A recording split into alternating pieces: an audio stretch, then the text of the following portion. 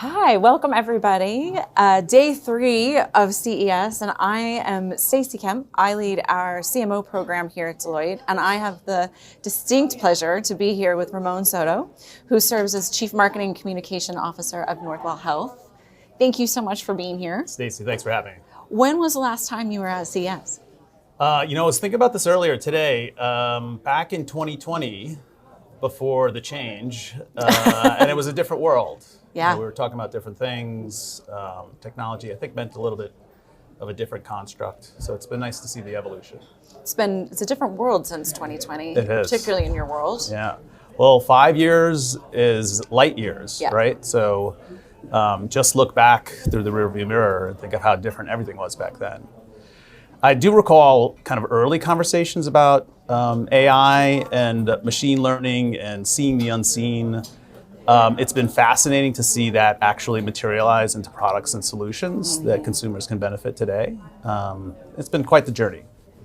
If you had to sort of scale how many CMOs were here in 2020 versus how many CMOs are here today, how would you describe that? I think the advertising and media component of this has matured greatly, only because we're so invested in new techniques and mechanisms to engage with consumers. And so much of that is technologically driven. So the new solutions for building relationships are on the floor today with new players and different technology. And then fast forward to another 5 years and it's going to be completely different again. So you're either here and understanding those changes and taking advantage of them, or you're probably going to be a victim of them in the future. So that maybe takes me to a question. Before we get into everything we probably have to learn from you and the amazing work that you've been doing within your organization and setting the bar for marketing across sectors. As you came into CES, what were the things you were hoping to learn? Back to artificial intelligence, some would argue that we're in this frothy time. And I'm truly an optimist about the category. In the US, there's no better country at matching ideas to capital. But you tend to get to this irrational exuberance phase. And so what's real and what's not, and what's hype. And we're starting to emerge out and see the monetization of those platforms. What does it really mean on the productivity side? What does it mean to have an agent on your behalf who's doing work for you? How do you take low value added work out of the equation? And then for us on the clinical side, we're super optimistic about new tools for doctors as they engage with patients. So it feels real with really interesting new solutions that are presenting themselves on the floor.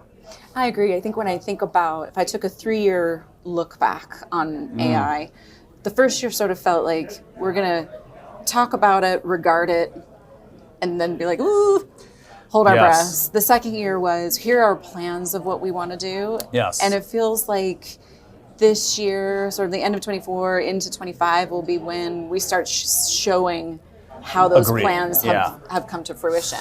It reminds me, I'm old enough to have started my career when the internet was not a thing. And I remember the early days where it was frothy as well, right? So a lot of great ideas, chasing a platform, but not really understanding how to monetize.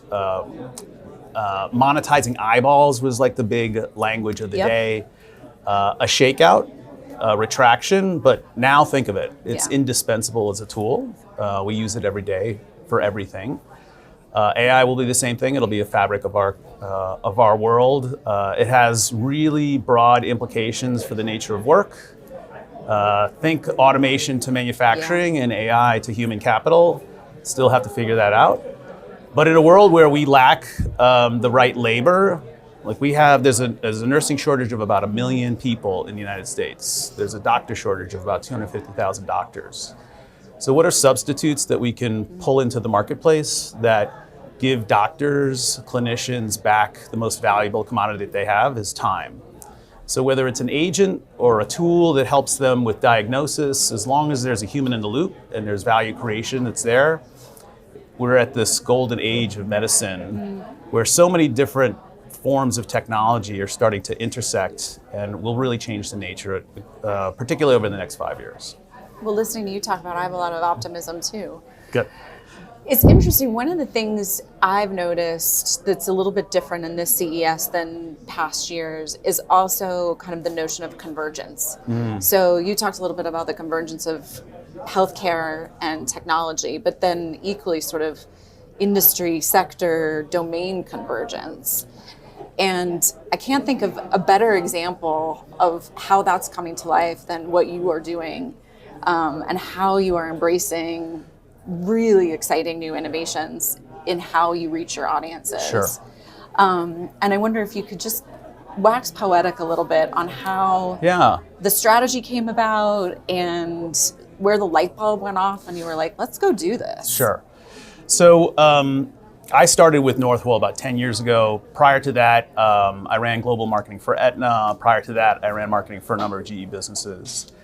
And back to my GE training, they were really thoughtful about disruptive innovation. Like, what does tomorrow hold? What are the lessons for tomorrow? How do you make strategic bets that are potentially going to pay off today? Some of them won't pay off, but how do you do the hard strategic work up front to really understand where consumers are and where they're going? And then how do you experiment for success stories that build a different type of relationship? And so when I came to Northwell, I brought that mindset. We rebranded 10 years ago.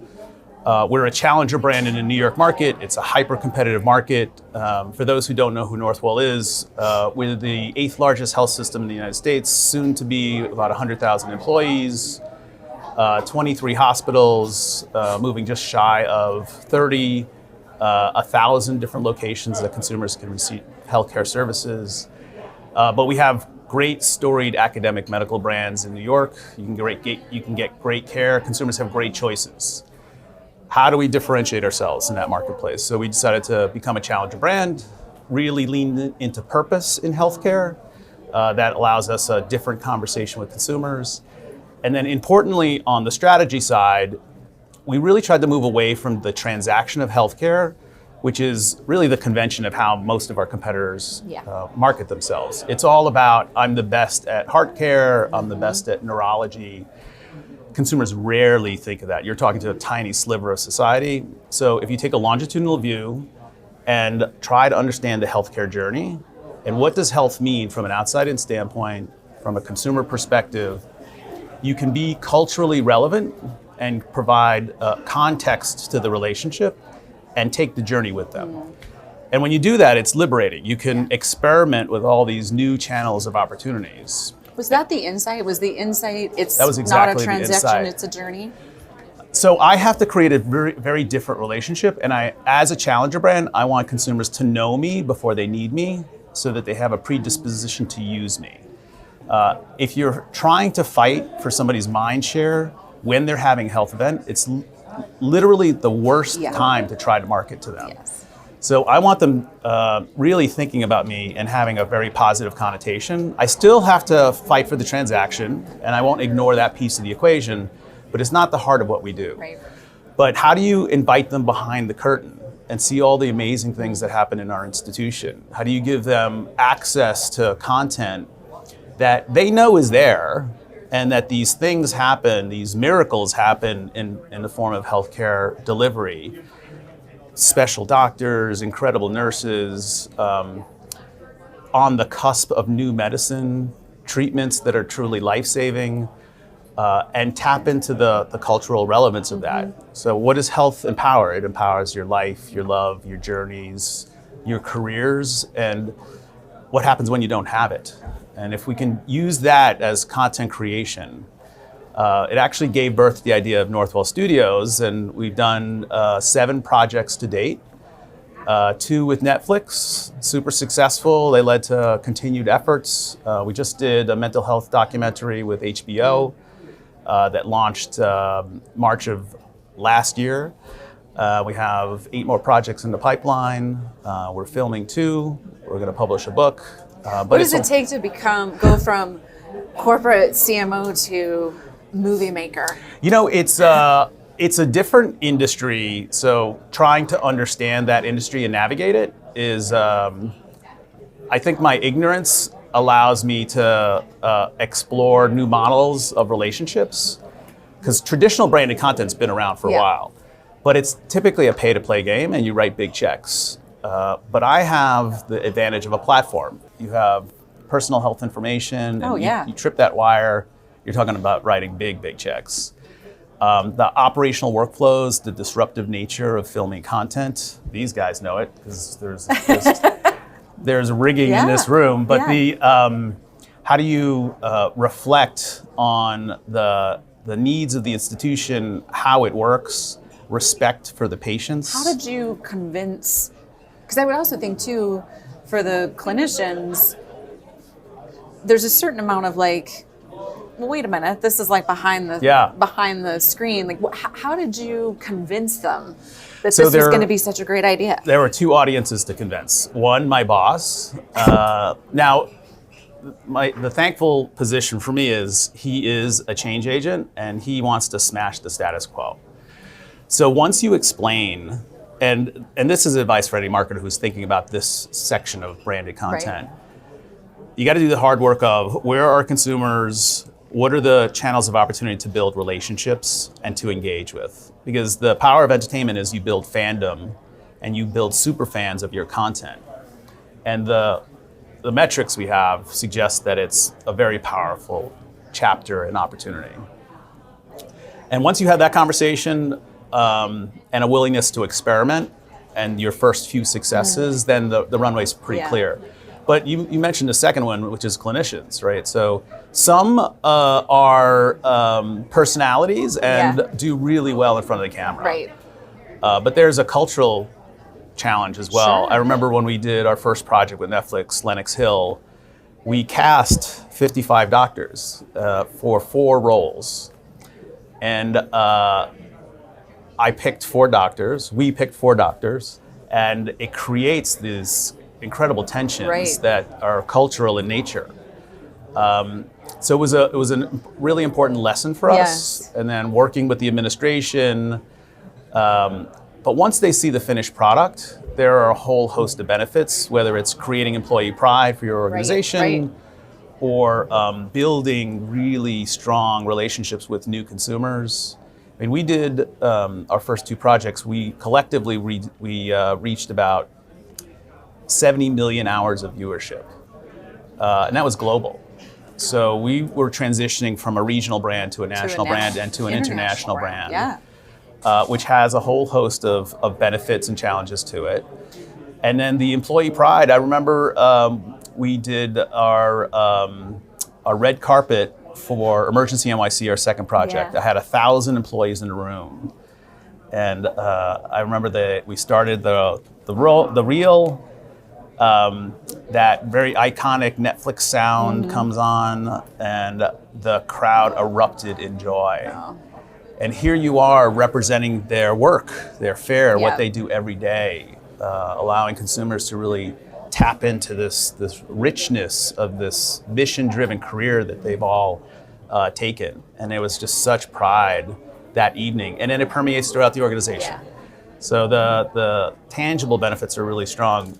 When you're creating everyday heroes, and I realize being a neurosurgeon isn't sort of everybody's everyday, but surely for some but there's of a team behind that neurosurgeon, absolutely. And what you're doing is you're exposing those everyday heroes to the world, right? Everything from the EMT driver and this really special people that they are, how they love and live their careers, how they selflessly engage with consumers, and a team of 30 people descend on that person to get them to a better state of care. It's really powerful content. And then we also film outside of the clinical setting. So what are their lives all about? What are their families all about? How is that support network? What does it mean for their children and their families? When you were inspired by superheroes in part. We were. So that was the other chapter of the strategic work. When we were launching our brand, we did some deep analysis into other categories that had really deep engagement, either opportunities or histories with consumers. So we looked at digital retail, we looked at retail in general, so the experience of shopping. We looked at financial services, which some might say, really, financial services? They think about relationships over time. They think about share a wallet. They think about lifetime value, which are foreign concepts in healthcare. How do we also talk about socially important stories where there's no economic benefit for us, but it's important for society to talk about? Mental health is a great example. Our last collaboration with HBO was a show called One South. And Northwell runs the only kind program in the nation where we team with 94 colleges and they refer their suicidal students to us. And it is not everybody's cup of tea. It's actually very hard content, but you see them present it at their most fragile state, in crisis, for an inpatient setting. They go through a deep clinical intervention. And then you see them emerge as the beautiful people that they are. And it really does give you hope that, A, we have to talk about this more, we have to reduce the stigma, that there are solutions out there, that we have to create better access. Northwell underwrites its mental health services to the tune of $100 million a year. We lose $100 million a year. We did that show because it was super important. It's a social conversation that we need to have. Yeah. We have solutions. Early intervention leads to better outcomes. Let's have the conversation. So we're actually working on our next project with Hulu that is about mental health as well, to continue to advance that conversation. So the social side is just as important as the brand love side. Well, but what I'm so struck by as you're talking is how multifaceted this medium is for you to develop brand connection. Absolutely. And in fact, we were only scratching the surface. When I do a show and I create 5.5 hours of content, and I have people who tune in, the tail is actually quite short. Like there's a shelf life and there's a legacy to the shows, but you get your peak within the first 3 or 4 months, and then it draws off. But you've created these characters, so how do you continue to develop the personas behind those characters? So we're experimenting a tremendous amount with YouTube on creating additional content to feed the public's desire for more information about these characters and these individuals. Tell the clinical story, give hope, provide information to the public, and at the same time build brand love, benefit economically from those relationships, and really extend the tail of those conversations and those relationships. Fast forward, we'll have like HealthCon, and the doctors can come, and the health teams can come, and their fans can interact with them in real life. You know, it's a wonderful example to the analogy of CES. Like we're walking the floor, and you're seeing what the future looks like. And because content fragmentation and engagement is so different, and the demise of linear TV, and consumers getting their information and their content from very different places. You know, this election cycle, over 40% of the marketplace received their news from social media. First time that it eclipsed regular news outlets. So we as marketers, we're either ahead of that curve or we're a victim of it. So have you segmented your audience appropriately? Do you know the changing nature of how they're consuming content? Are you ahead of that curve? Are you building relevance to your own content as you engage with them? Those are all the opportunities. And entertainment happens to be one interesting, novel chapter. I think more brands are going to participate in that chapter because it's such a powerful platform. But the nature of entertainment is also changing dramatically. I mean, the streamers from the last 5 years to today, 5 years ago, it was all about buying content and feeding that demand, and the COVID supercharged your engagement with those streamers. Now, shakeout, consolidation, you know, the economics of that model are changing. So it's you really have to be thoughtful about it. You can write big checks and learn big lessons. I have, and luckily we learned the lessons and we continue to move on. You can make a lot of mistakes with it. You just have to be super, super thoughtful. Do your homework. So as we think about kind of wrapping it up, I have 2 questions I'd love to end with. Tell us a little bit about the business impact that the work across the 8 different productions you've done So so far? we've fielded 7. We have 8 in the pipeline. 8 in the pipeline. Yeah. So tell us about the business impact of the 7, and then as you look forward to those 8, what could you share with us? Sure. What yeah. sneak peek could we? Yeah. Can you tempt us with? So on the business economics, I think there's kind of 2 realms to it. On the brand love side, we'll measure traditional funnel metrics, and we'll measure consumer exposure to that content, same as we would for a campaign. And it's literally twice as effective across the board. I create more consideration, more purchase preference, more likelihood to recommend through my engagement. And I do think it's this super fan phenomenon. Like if somebody is really drawn into that content and they sit with you for 5.5 hours, you now have a different relationship. It has also changed the nature of the business that we're showcasing on those shows. So a great example is Lenox Hill, our first one. Because it was translated into 54 languages and because it was globally based, literally the day that it aired, we started getting phone calls from consumers in Italy, Saudi Arabia, Argentina, and actually had to change the business model to create a platform to do digital consults globally. The economic profile is actually quite advantageous for those people who are willing to come overseas to receive care. Normally, a physician, we have this word, it's called acuity. It's like, how sick are you? The higher the acuity, the more important the physician referral is. And what that means is, if you're really sick, you're gonna do what your doctor tells you, right? And your doctor says, go see this doctor. And that's really the main mechanisms that consumers navigate care. In this case, we've opened up a whole new channel of consumer choice. So consumers hear about the issue. Probably about 20 to 30% of the market still shops. And they see a solution or a physician who might be able to give them hope for a clinical condition they have. So they reach out directly. So instead of 80% physician referral business, literally those doctors who are featured in a show, about 50% of the business now is direct from consumers via social media and direct to those physicians.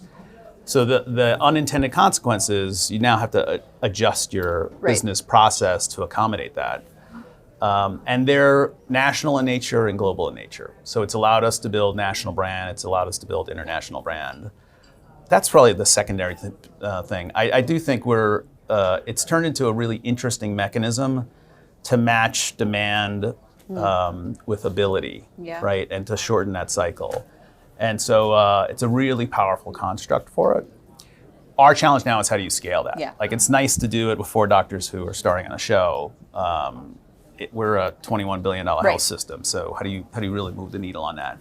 And those are good challenges to have. So we're really trying to think that through and take advantage of it. So what can we give us some yes. No spoilers, but maybe some teasers. So we're still in experimentation phase. We love our bread and butter, which is unscripted docuseries, right? It's powerful content, it's engaging content.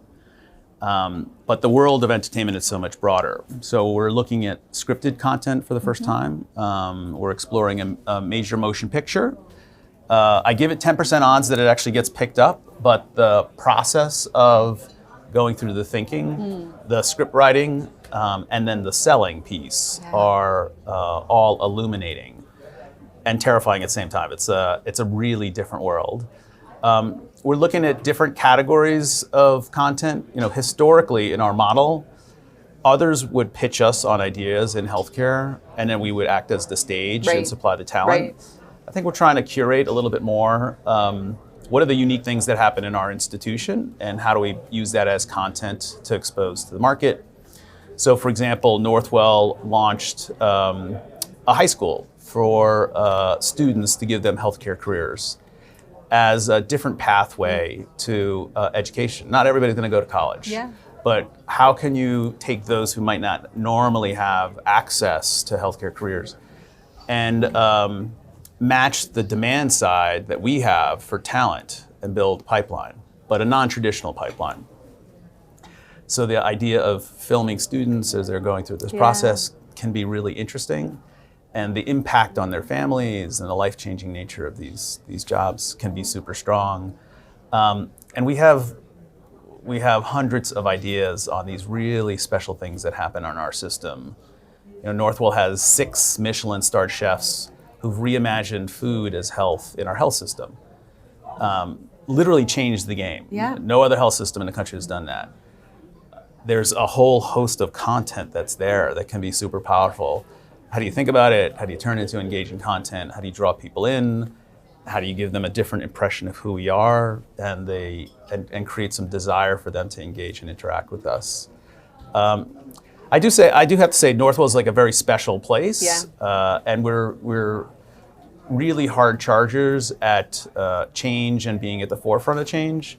So it gives us really unique opportunities to take some of these stories and build the right content to engage an audience and show that healthcare not only has to move in a different direction, but is. Yes. And that we're part of the catalyst for that kind of change. Well, thank you so much for your time. A pleasure. I could not be more inspired or excited for the future. I've really enjoyed the conversation. Thank you. Thank you, everyone, for being with us. And we'll look forward to motion pictures and top chefs and all kinds of things. You got it. Thanks so much. Thanks.